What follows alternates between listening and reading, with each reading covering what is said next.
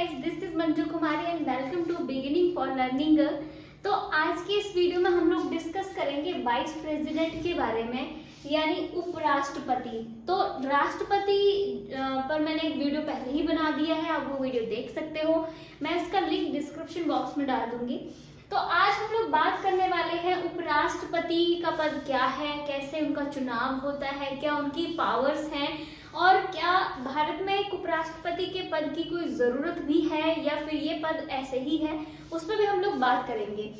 तो सबसे पहले हम लोग बात करेंगे, आपको पता है कि अगर हम राष्ट्रपति की बात करते हैं तो वैसे मैं इस पे बहुत डिटेल में वीडियो बनाया हुआ है, तो आप वो देख सकते हो। पहले राष्ट्रपति जो है वो भारत में सब सर्वोच्च, हम कह सकते हैं कि सर्वोच्च पद होता है, यानी सुप्रीम एक प्रकार से पोजीशन होती है, क्योंकि राष्ट्रपति को ही भारत का प्रथम नागरिक माना जाता है, देश का मुखिया माना जाता है। तो सबसे ऊंचा पद जो है वो हमारे देश में राष्ट्रपति का माना जाता है।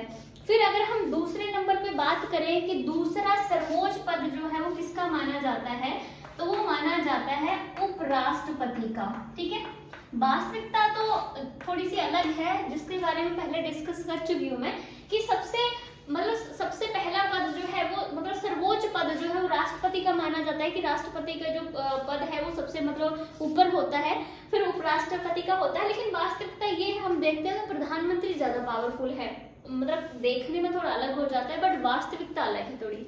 तो दूसरा जो पावरफुल पद जो है माना जाता है वो माना जाता है उपराष्ट्रपति का। ठीक है, तो ये उपराष्ट्रपति का पद जो है वो हमने कौन से देश से लिया, तो हम वो भी बात कर सकते हैं कि हमने इसे अमेरिका से लिया है, क्योंकि अमेरिका में उपराष्ट्रपति का पद होता है। तो ये सेम चीज हमने वहां से उनकी कॉन्स्टिट्यूशन से ली है। पर भारत के उपराष्ट्रपति के पद में और अमेरिका के उपराष्ट्रपति के पद में एक अंतर है, वो ये है कि जैसे कि आप सभी को ये तो नॉर्मली पता ही है कि अगर भारत में किसी कारणवश राष्ट्रपति का पद खाली हो जाता है, फॉर एग्जाम्पल मान लीजिए मृत्यु की वजह से हो गया, या त्याग पत्र दे दिया, या राष्ट्रपति को महाभियोग के द्वारा हटा दिया गया, इम्पीचमेंट के द्वारा हटा दिया गया, तब जब पद खाली हो जाता है तो उस दौरान उपराष्ट्रपति जो है वो राष्ट्रपति के सारे कार्य करता है, उनके स्थान को खुद संभालता है। ठीक है, उसके बाद 6 महीने के भीतर जब नए चुनाव हो जाते हैं, मतलब नए राष्ट्रपति के चुनाव हो जाते हैं, तो उसके बाद जो उपराष्ट्रपति है वो उस पद को फिर से छोड़ देता है। ठीक है, और राष्ट्रपति जो नया राष्ट्रपति आता है वो उस पद को संभाल लेता है, यानी उपराष्ट्रपति जो है वो सिर्फ 6 महीने के लिए उस पद पर रहता है। अगर कोई राष्ट्रपति मान लीजिए कि किसी कारणवश उसका स्थान खाली हो जाता है तो। लेकिन अमेरिका में थोड़ा अलग है कि मान लीजिए अमेरिका में किसी प्रेसिडेंट का, किसी राष्ट्रपति का स्थान खाली हो गया किसी भी कारणवश, चाहे फिर वो मृत्यु हो गई या त्याग पत्र दे दिया या फिर उसको इम्पीचमेंट के द्वारा हटा दिया गया।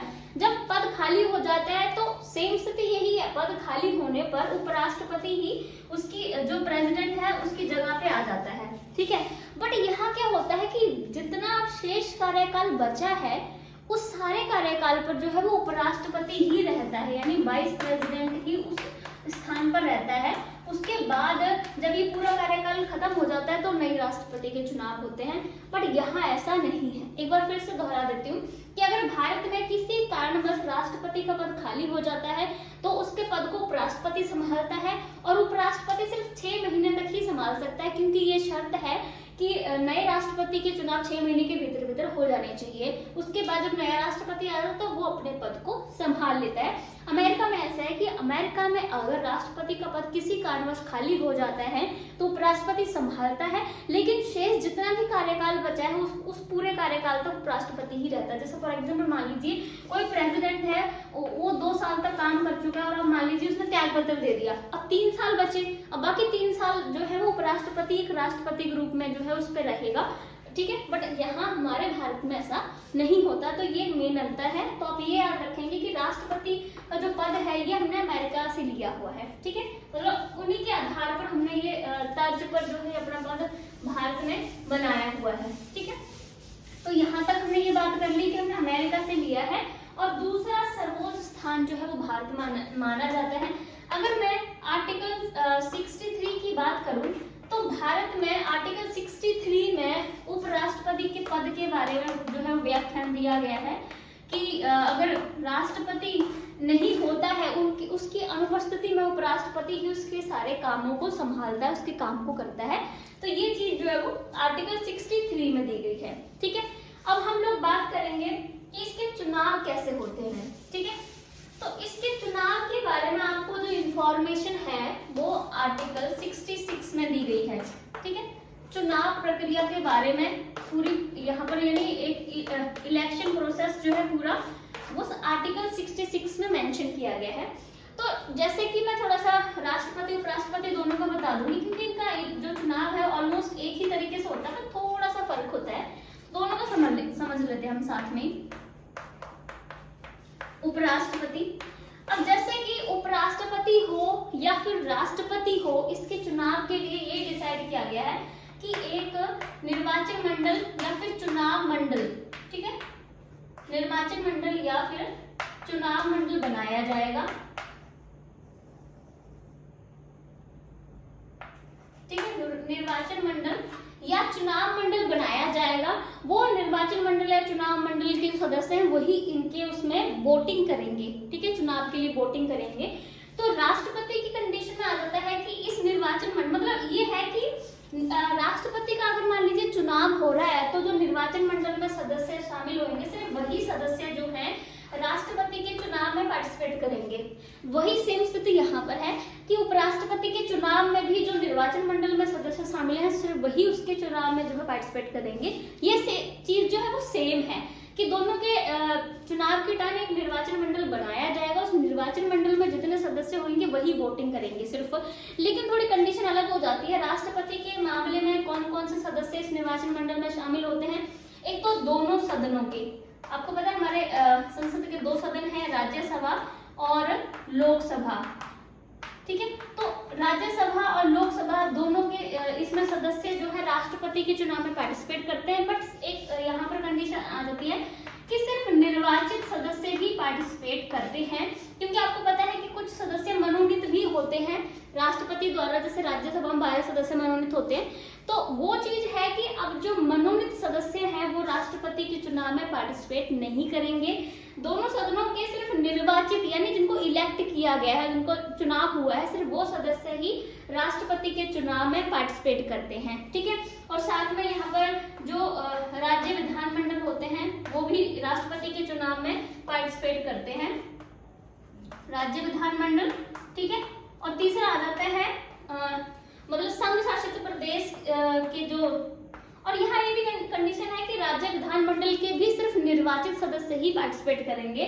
संघ शासित प्रदेश जो है उनकी भी विधानसभा के, ठीक है, राज्य विधानमंडल में भी सिर्फ विधानसभा के, ठीक है, विधानसभा यानी जैसे जो लोकसभा की तरह होती है, तो राज्य विधानमंडल के भी दो सदन है। आपको पता है एक विधान परिषद होता है और एक विधानसभा होता है।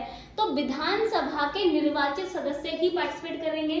वैसे ही संघ शासित प्रदेश के भी जो विधानसभा है उसके निर्वाचित सदस्य ही पार्टिसिपेट करेंगे। यानी हम सिंपल सी बात समझ सकते हैं कि राष्ट्रपति के चुनाव में निर्वाचित सदस्य ही पार्टिसिपेट करते हैं, चाहे फिर वो दोनों सदनों राज्यसभा लोकसभा के निर्वाचित सदस्य हों, चाहे वो राज्य विधानमंडल में विधानसभा के निर्वाचित सदस्य हों, और चाहे तीसरे नंबर पर संघ शासित प्रदेश के निर्वाचित सदस्य हों विधानसभा के। ठीक है, तो यहाँ सिर्फ निर्वाचित सदस्य ही पार्टिसिपेट करते हैं। लेकिन उपराष्ट्रपति की इसमें अलग कंडीशन हो जाती है। इसमें क्या हो जाता है कि दोनों सदनों के निर्वाचित और मनोनीत दोनों तरह के सदस्य जो हैं वो पार्टिसिपेट करते हैं चुनाव में। ठीक है, इतना अंतर है। मनोनीत वाले जो सदस्य हैं वो भी यहाँ पार्टिसिपेट करते हैं, इतना अंतर है। आपको ये याद रखना है राष्ट्रपति के चुनाव में सिर्फ निर्वाचित सदस्य है, ठीक है, और वो भी 3 उसके आते हैं। एक तो संसद के दोनों सदन के सदस्य होते हैं, राज्य विधानमंडल के सिर्फ विधानसभा के सदस्य होते हैं, संघ शासित प्रदेश के सिर्फ विधानसभा के निर्वाचित सदस्य होते हैं। और उपराष्ट्रपति के उसमें होता है कि उपराष्ट्रपति के उसमें ना तो राज्य विधानमंडल के कोई भी सदस्य पार्टिसिपेट करता है, ना ही संघ शासित प्रदेश का कोई भी सदस्य पार्टिसिपेट करता है चुनाव में। इसमें सिर्फ दोनों सदन राज्यसभा और लोकसभा, सिर्फ इन दोनों के जो निर्वाचित और मनोनीत दोनों प्रकार के सदस्य जो है वो वोटिंग करते हैं, इतना फर्क है इसमें। ठीक है, उपराष्ट्रपति में एक तो बात यह है कि निर्वाचित और मनोनीत दोनों वोटिंग करते हैं, और वो सिर्फ दोनों सदन राज्यसभा लोकसभा के सदस्य ही वोटिंग करते हैं। ये आपको फर्क पता चल गया होगा। ठीक है, अब हम लोग बात कर लेते हैं कि जब प्रक्रिया एक जैसी ही आ रही है तो ये अंतर क्यों किया गया है। तो इसके बारे में बी.आर. अम्बेडकर का कथन है, उन्होंने खुद अच्छे से स्पष्ट किया है कि दोनों के चुनाव में ये जो मतभेद आपको दिखा अभी कि निर्वाचन मंडल की मतलब निर्वाचन मंडल के सदस्य ही वोटिंग कर रहे हैं, पर दोनों में फर्क था, जैसा आपको मैंने अभी समझाया। तो ये फर्क क्यों था, इसके बारे में बी.आर. अम्बेडकर ने खुद कहा है। बी.आर. अम्बेडकर का कथन है, बी.आर. अम्बेडकर ने कहा कि जो एक राष्ट्रपति होता है, ठीक है, राष्ट्रपति देश में सर्वोच्च स्थान रखता है, मतलब उसका जो पद है वो सबसे ऊपर होता है। तो जो राष्ट्रपति है वो केंद्र और राज्य दोनों का शासन करने की जो है एक प्रकार से योग्यता और शक्ति रखता है। ये बी.आर. अम्बेडकर का कथन है कि राष्ट्रपति का पद जो है वो बहुत ही महत्वपूर्ण और सर्वोच्च होता है। वो केंद्र का शासन और राज्य का शासन दोनों शासन करने की योग्यताएं रखता है। ठीक है, इसलिए जो है मतलब कि क्योंकि दोनों की केंद्र और राज्य दोनों का शासन करने की योग्यता रखता है, तो इसमें राज्य से भी जो है वो प्रतिनिधि जो है इसके चुनाव में पार्टिसिपेट करने चाहिए। आपको पता है कि राष्ट्रपति हमारे देश का प्रमुख है, वो सिर्फ केंद्र का प्रमुख नहीं, वो देश का प्रमुख है। तो यानी राज्यों का भी प्रमुख माना गया ना, मतलब पूरे देश का प्रमुख है, हम इसको केंद्र का नहीं ना मान सकते हैं। तो राज्य जो है वो भी तो भारत का ही हिस्सा है ना, मतलब भारत का हिस्सा ही है, तो मतलब राज्यों का प्रमुख भी राष्ट्रपति मतलब सबसे ऊपर हो गया। तो राष्ट्रपति आपको पता है जब इमरजेंसी लग जाती है किसी स्टेट में तो राष्ट्रपति शासन लग जाता है किसी स्टेट में, अगर वो सारी चीजें नहीं पूरे करते हैं तो इसलिए कहते हैं बी.आर. अम्बेडकर कि केंद्र और राज्य शासन दोनों का संभालने की योग्यता है, इसलिए इसमें राज्य के प्रतिनिधि भी जो है उनका भी पार्टिसिपेशन बहुत जरूरी होता है। ठीक है, बट कहते हैं कि उपराष्ट्रपति जो है, उपराष्ट्रपति के जो कार्य हैं वो सामान्य कार्य होते हैं, मतलब उसके कोई विशिष्ट कार्य नहीं होते हैं जैसे राष्ट्रपति के हैं वैसे नहीं होते हैं। उसका मेन काम क्या होता है उपराष्ट्रपति का, राज्यसभा की अध्यक्षता करना। जब आप पढ़ोगे तो आपको पता चलेगा कि राज्यसभा का सभापति यानी चेयरमैन जो है वो उपराष्ट्रपति होता है। तो उपराष्ट्रपति का मेन काम है राज्यसभा का सभापति यानी उसकी अध्यक्षता करना। ठीक है, इसका वो कहते हैं कि इसके कार्य सामान्य ही है, कोई विशिष्ट कार्य नहीं है राज्यसभा की अध्यक्षता करना, या फिर उसका जो दूसरा काम है कि राष्ट्रपति की अनुपस्थिति में उसके पद संभालना, उसके कार्य करना, तो उसकी बहुत विशिष्ट कार्य है नहीं, तो इसलिए इसमें राज्य का प्रतिनिधित्व होना बहुत जरूरी नहीं है। ठीक है, तो ये इसलिए है, इसलिए इसमें राज्य के प्रतिनिधियों को नहीं शामिल किया गया है, सिर्फ केंद्र के प्रतिनिधि ही राष्ट्रपति का चुनाव में जो है वो भाग लेते हैं यानी संसद के। ठीक है, तो आगे हम ये वाली बात हो गई क्लियर। अब हम लोग इसकी विधि की भी बात कर लेते हैं कि चुनाव में किस विधि को, किस मेथड को अपनाया जाता है।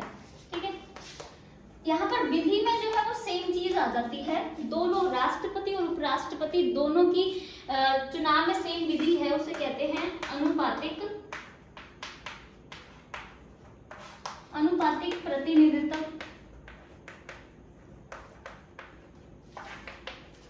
की एकल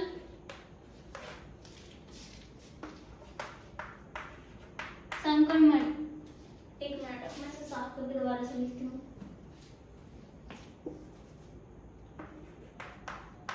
संक्रमण वोट प्रणाली। ठीक है, तो ये वाली जो प्रणाली है ये दोनों के ही उसमें सेम जो है वो आती है। ये वाली राष्ट्रपति के चुनाव में भी यही प्रणाली अपनाई जाती है और उपराष्ट्रपति के चुनाव में यही अपनाई जाती है। और दूसरा है कि दोनों का चुनाव जो है वो गुप्त रूप से होता है। ठीक है, ये चीज भी दोनों के इसमें सेम आती है कि दोनों का चुनाव जो है वो गुप्त रूप से होता है।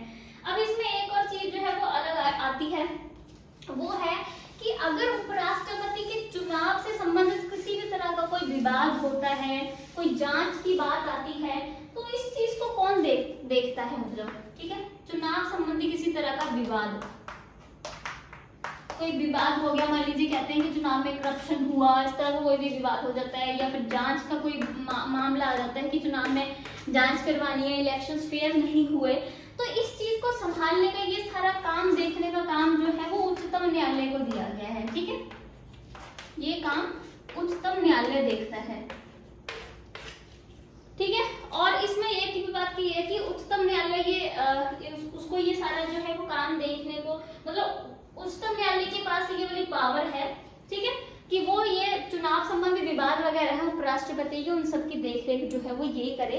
और इसमें एक और बात आती है कि अगर मान लीजिए हमने बोला कि दोनों सदन के निर्वाचित और मनोनीत दोनों सदस्य जो है इसके चुनाव में पार्टिसिपेट करते हैं, पर कहते हैं इसके चुनाव को इस आधार पर अवैध घोषित नहीं किया जा सकता कि कोई पद, यानी कि जो मतलब कि सदन जो दोनों सदन के सदस्य थे वो पूरे नहीं आए, यानी मान लीजिए एक सदस्य जो है वो नहीं आया, तो आप ये इस बेस पे जो है वो इस चीज का मतलब उपराष्ट्रपति के चुनाव को आप रद्द करने की बात करो और आप अपना आधार रखो कि जी मान लीजिए कि 500 सदस्यों ने वोट देना था, लेकिन 500 तो पूरे आए नहीं थे, 499 आए थे, पूर्व सदस्य नहीं थे, तो चुनाव कैसे करवा लिएगा, ये तो अवैध घोषित होना चाहिए।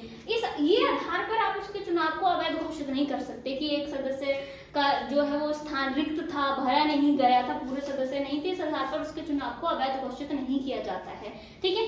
और अगर मान लीजिए उच्चतम न्यायालय किसी भी उपराष्ट्रपति के चुनाव को अवैध घोषित करता है, तो अवैध घोषित करने से पूर्व उस उपराष्ट्रपति ने जो भी काम किए होंगे उन कार्यों को अवैध नहीं घोषित किया जाएगा, ठीक है। अब हम लोग इसकी क्वालिफिकेशंस की बात कर लेते हैं, क्या क्या योग्यताएं चाहिए एक उपराष्ट्रपति बनने के लिए। क्वालिफिकेशंस यानी योग्यताएं क्या क्या चाहिए। पहली योग्यता जो कि मोस्ट ऑफ क्या कि हर जो एक प्रकार का सरकारी पद होता है उसमें चाहिए होती है, ठीक है, हमारा राजनीतिक पद हम कह सकते हैं, वो होता है कि भारत का नागरिक होना चाहिए, ठीक है। पहला है कि वो भारत का नागरिक हो। दूसरा 35 इयर्स मतलब 35 वर्ष का वो व्यक्ति जो है होना चाहिए जो उपराष्ट्रपति के पद के लिए उम्मीदवार बना हुआ है, और यही राष्ट्रपति बनने के लिए भी 35 एज ही चाहिए होती है, ठीक है। और तीसरा है कि राज्यसभा का सदस्य बनने की योग्यता रखता हो, क्योंकि उपराष्ट्रपति का जो मेन कार्य होता है वो राज्यसभा की अध्यक्षता करना, उसका सभापति जो है उसको बनाया जाता है, तो इसलिए राज्यसभा का सदस्य बनने की उसके अंदर योग्यता होनी चाहिए। और चौथा होता है वही वाली बात कि किसी भी लाभदायक पद पर नहीं होना चाहिए, लाभदायक पद पर नहीं होना चाहिए, अगर होता है तो वो पद उसको उपराष्ट्रपति की शपथ लेने से पहले छोड़ना पड़ेगा उसको, ठीक है। तो ये वाली जो है मेन क्वालिफिकेशंस होती हैं। और इसके बाद है कि अगर हम लोग बात करें कि चुनाव के टाइम क्या क्या चीजें होती हैं, तो चुनाव के टाइम होता है कि जब नामांकन करवाने जाते हैं तो 15,000 रुपए जो है वो जमा करवाए जाते हैं, ठीक है, 15,000 रुपए जमा करवाना जरूरी होता है। और साथ में 20 मतदाता आपके नाम को प्रस्तावित करें, ठीक है, आपके नाम को प्रस्तावित करने के लिए मतलब कि 20 प्रस्तावक हम कह सकते हैं कि चाहिए, यानी 20 लोग चाहिए जो आपके नाम को साथ में प्रस्तावित कर रहे हो, ठीक है। और साथ में ही 20 अनुमोदक भी चाहिए होते हैं, ठीक है। तो ये एक पूरा जो है वो चुनाव की हम कह सकते हैं कि पूरी प्रोसेस रहती है। अब हम लोग बात करेंगे कि एक उपराष्ट्रपति को उसके पद से कैसे हटाया जा सकता है, मतलब उसका पद जो है वो कैसे खाली होता है, ठीक है। मैं यहाँ हेडिंग लिख रही हूँ पद रिक्ति। पद रिक्ति देखो, एक उपराष्ट्रपति का जो पद है उसको कैसे कैसे खाली किया जा सकता है, मतलब उसके पद पे पहला तो है ये है कि अगर उसकी किसी कारणवश उसकी मृत्यु हो जाए, मृत्यु हो गई तो उपराष्ट्रपति का जो पद है वो तो खाली हो ही जाएगा। उसके बाद दूसरा है कि या तो फिर वो कोई मतलब कि त्याग पत्र दे दिए तो भी उसका पद खाली हो जाएगा। और तीसरा होता है कि या तो उसको जो है मतलब कि पद से हटा दिया गया हो, ठीक है, हटाया गया, पद से हटाया गया, ये 3 स्थितियां होती हैं जिसमें जो है वो उसका पद जो है वो खाली हो सकता है। तो पद से हटाने के बारे में आर्टिकल 67 में मेंशन किया गया है। एक राष्ट्रपति को उसके पद से महाभियोग के द्वारा हटाया जाता है, यानी इम्पीचमेंट के द्वारा। तो एक राष्ट्रपति को उसके पद से हटाना इतना आसान नहीं होता है। वही उपराष्ट्रपति की अगर हम बात करते हैं तो उसको उसके पद से हटाना बहुत डिफिकल्ट नहीं होता है। इसमें बताया गया है कि एक उपराष्ट्रपति को उसके पद से हटाने के लिए राज्यसभा में के सदस्य अगर बहुमत से, ठीक है, राज्यसभा अगर बहुमत से एक संकल्प जो है वो प्रस्तावित करती है, ठीक है, बहुमत से संकल्प प्रस्तावित करती है तो उपराष्ट्रपति को उसके पद से हटाया जा सकता है, ठीक है। राज्यसभा बहुमत से, ठीक है, संकल्प प्रस्तावित करती है तो उपराष्ट्रपति को उसके पद से हटाया जा सकता है। और वैसे तो इसमें कहते हैं कि लोकसभा की भी सहमति जरूरी होती है, लेकिन लोकसभा से बहुमत नहीं चाहिए होता है, यहाँ पर सामान्य मत ही काफी होता है। तो सामान्य मत का बहुत वैल्यू तो बहुत ज्यादा नहीं होती है, तो अगर खाली राज्यसभा से बहुमत प्राप्त हो जाए तो भी उपराष्ट्रपति को उसके पद से जो है वो हटाया जा सकता है, ठीक है। उसके बाद अगर हम लोग आगे बात करें तो अगर मान लीजिए कि किसी भी उपराष्ट्रपति का कार्यकाल जो है वो पूरा हो गया है, कार्यकाल आपको पता है कि 5 वर्ष का होता है, राष्ट्रपति का कार्यकाल भी 5 वर्ष का होता है, उपराष्ट्रपति का कार्यकाल भी 5 वर्ष का होता है। अगर मान लीजिए किसी उपराष्ट्रपति का कार्यकाल पूरा हो चुका है, ठीक है, अगर किसी राष्ट्रपति का कार्यकाल पूरा हो चुका है तो उस स्थिति में जो है वो क्या किया जाएगा। तो हम बात कर रहे थे कि अगर उपराष्ट्रपति का कार्यकाल पूरा हो गया हो और नया उपराष्ट्रपति जो है उसके चुनाव अभी हुए नहीं है, तो ऐसी स्थिति में जो उपराष्ट्रपति पहले से उस पद पर है वो ही उस पद को संभालेगा, जब तक कि नया उपराष्ट्रपति मतलब नहीं आ जाता है तब तक वो उस पद को संभालेगा।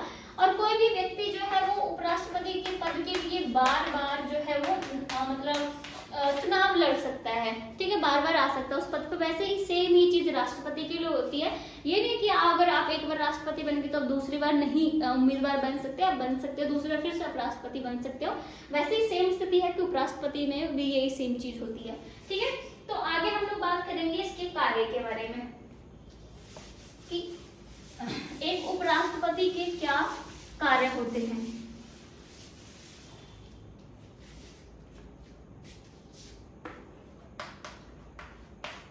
यानी इसके फंक्शंस के बारे में हम लोग बात करेंगे। तो अगर हम बात करें इसके फंक्शंस कह सकते हैं या फिर हम इसका रोल कह सकते हैं, यानी कि इसकी भूमिका क्या है उपराष्ट्रपति की, तो इसके मेनली 2 रोल होते हैं। एक तो मैंने जैसे आपको बताया कि एक तो है कि राज्यसभा का सभापति, ठीक है, राज्यसभा का सभापति यानी उसकी अध्यक्षता ये जो है उपराष्ट्रपति द्वारा ही की जाती है, ठीक है। एक काम तो ये होगा। दूसरा जो इसका महत्वपूर्ण काम होता है वो होता है कार्यवाहक राष्ट्रपति। कार्यवाहक राष्ट्रपति का मतलब होता है कि अगर किसी कारणवश राष्ट्रपति का पद खाली हो जाए या फिर राष्ट्रपति अनुपस्थित हो तो उस स्थिति में जो उपराष्ट्रपति है वो राष्ट्रपति के सारे कार्य खुद करता है, ठीक है। जैसे फॉर एग्जांपल मान लीजिए कि राष्ट्रपति का पद खाली हो गया या फिर मृत्यु हो गई या त्याग पत्र दे दिया या इम्पीचमेंट के द्वारा हटा दिया गया, तब उस स्थिति में जो उपराष्ट्रपति है वो राष्ट्रपति के सारे काम संभालेगा, यानी कार्यवाहक राष्ट्रपति वो उस टाइम बन जाएगा। और मैंने आपको बताया कि वो सिर्फ 6 मंथ तक ही ऐसा कर सकता है, यानी वो 6 महीने तक ही राष्ट्रपति के कार्य कर सकता है, क्योंकि ये शर्त है कि राष्ट्रपति की जो चुनाव है वो 6 महीने के भीतर हो जाने चाहिए। तो इसका मतलब है 6 महीने के बाद उसको फिर से ये पद छोड़ना पड़ेगा, ठीक है, और फिर से वो अपने उपराष्ट्रपति के उस पर ही आ जाएगा। और इसमें यह भी है कि जिस टाइम वो कार्यवाहक राष्ट्रपति बना हुआ है उस टाइम वो राज्यसभा का सभापति नहीं हो सकता, क्योंकि एक व्यक्ति एक टाइम में सिर्फ एक ही पद पर हो सकता है, एक व्यक्ति एक टाइम में 2 पद पर नहीं हो सकता है। तो जिस समय पर वो कार्यवाहक राष्ट्रपति की भूमिका निभा रहा है उस समय पर राज्यसभा का सभापति नहीं हो सकता है। तो फिर राज्यसभा का सभापति कौन बनेगा उस टाइम के लिए, तो वहां पर आपको पता है कि उपसभापति भी बनाया गया होता है। तो उपसभापति उस पद को उस टाइम तक उपसभापति संभालेगा जब तक एक उपराष्ट्रपति कार्यवाहक राष्ट्रपति के रूप में है, ठीक है। एक तो ये वाली बात हो गई कि कार्यवाहक राष्ट्रपति के रूप में वो सिर्फ 6 महीने तक रह सकता है, और अगर कार्यवाहक राष्ट्रपति का भूमिका निभा रहा है तो उस टाइम राज्यसभा का सभापति नहीं हो सकता, क्योंकि एक टाइम में एक ही पद संभाल सकता है वो, ठीक है। ये तो हो गया इसके काम की बात। और अब इसके बाद हम लोग बात कर लेते हैं कि इसकी सैलरी वगैरह या फिर वेतन भत्ते, अलाउंसेस, ये सब क्या है। तो एक उपराष्ट्रपति की सैलरी और अलाउंसेस की अगर हम लोग बात करें,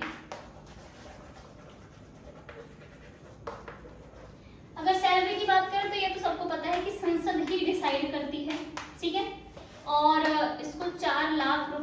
पर मंथ मिलते हैं। और अलाउंसेस में बहुत कुछ मिलता है, जैसे चिकित्सा सुविधा हो जाएगी, फ्री होता है, और फोन की सुविधा ये सब फ्री होता है। बाकी घर वगैरह मतलब बंगला वगैरह रहने के लिए दिया जाता है। काफी सुविधाएं जो एक राष्ट्रपति को मिलती हैं, वही सारी सुविधाएं जो है वो एक उपराष्ट्रपति को भी दी जाती है संसद के द्वारा। ठीक है, संसद डिसाइड करती है। सैलरी उसकी 4 लाख होती है। और अगर हम लोग बात करें तो हमारे संविधान में उपराष्ट्रपति की सैलरी वेतन के बारे में मतलब कुछ मेंशन नहीं किया गया है। तो इसको जो है वो सैलरी जो दी जाती है वो राज्यसभा के सभापति के रूप में दी जाती है। ठीक है, राज्यसभा के सभापति मानकर यानी उसके रूप में इसको सैलरी दी जाती है 4 लाख। और जब ये कार्यवाहक राष्ट्रपति बना हुआ होता है तो उस टाइम इसको जो सैलरी दी जाती है वो राष्ट्रपति की बराबर सैलरी दी जाती है, क्योंकि उस टाइम वो राष्ट्रपति की भूमिका निभा रहा होता है, राष्ट्रपति के कार्य कर रहा होता है। तो उस दौरान इसको 5 लाख मिलेगी, जितने मतलब 6 महीने तक ये राष्ट्रपति का काम संभाल रहे हैं मान लो, तो 6 महीने तक उसको 5 लाख मिलेगी, क्योंकि राष्ट्रपति की सैलरी 5 लाख पर मंथ होती है। ठीक है, तो कार्यवाहक राष्ट्रपति के टाइम इसको राष्ट्रपति वाली सैलरी दी जाएगी, और अगर जब तक वो कार्यवाहक नहीं है, उपराष्ट्रपति की भूमिका निभा रहा है, तब उसको राज्यसभा के सदस्य के रूप में यानी 4 लाख पर मंथ सैलरी जो है राष्ट्रपति उपराष्ट्रपति को दी जाती है। तो ये हमने डिस्कस किया मेनली कि उपराष्ट्रपति का क्या पद है। तो अगर एक हम बात करें तो इसका पद बहुत महत्वपूर्ण नहीं है, एक प्रकार से राज्यसभा के सभापति के रूप में ही इसका पद दिया है, और या फिर वो कार्यवाहक राष्ट्रपति के रूप में संभालता है। इससे ज्यादा बहुत महत्वपूर्ण पद इसका नहीं है। तो हमने सारे डिस्कस कर ली सारी चीजें। तो अगर आपको वीडियो अच्छा लगे तो लाइक से सब्सक्राइब जरूर करना, और राष्ट्रपति के ऊपर भी मैंने डिटेल में पूरा एक वीडियो बनाया है, तो आप वो देख सकते हैं। मैं डिस्क्रिप्शन बॉक्स में उसका लिंक प्रोवाइड करवा दूंगी। Thank you so much guys.